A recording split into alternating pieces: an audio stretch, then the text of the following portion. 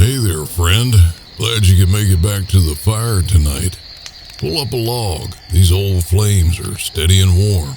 Kind of like faith that's been burning a long, long time.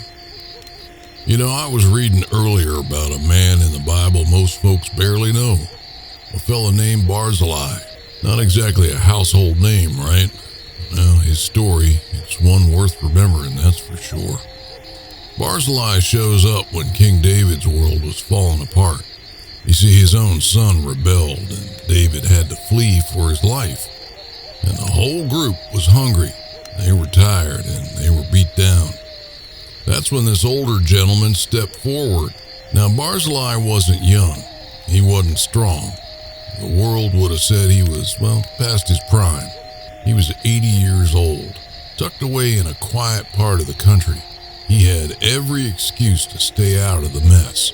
He could have said, let the young folks handle it, or I've done my part, or this is too risky, and it was. But he didn't. Instead, he opened his home. He fed the king. He gave what he had. Offered comfort at a moment when history was teetering on a knife's edge. And because of that quiet act of faithfulness, David's men survived, and the story of God's people kept moving forward, all from a man most of the world never knew. Maybe you're older now. Maybe your knees creak like mine do when I stand up from this log. Maybe you feel like you've drifted into the background. You know, the world moving too fast, folks forgetting your name. But I want you to hear this, my friend. If you're still breathing, you're still called. If you're still here, God has work with your name on it.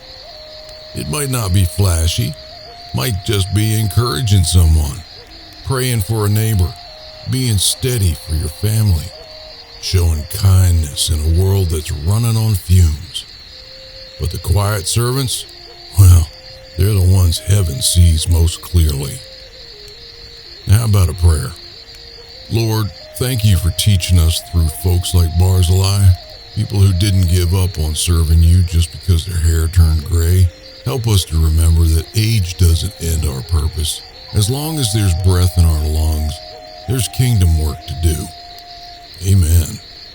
Our reading tonight comes to us from 2 Samuel. It says, Now Barzillai was a very old man, 80 years of age.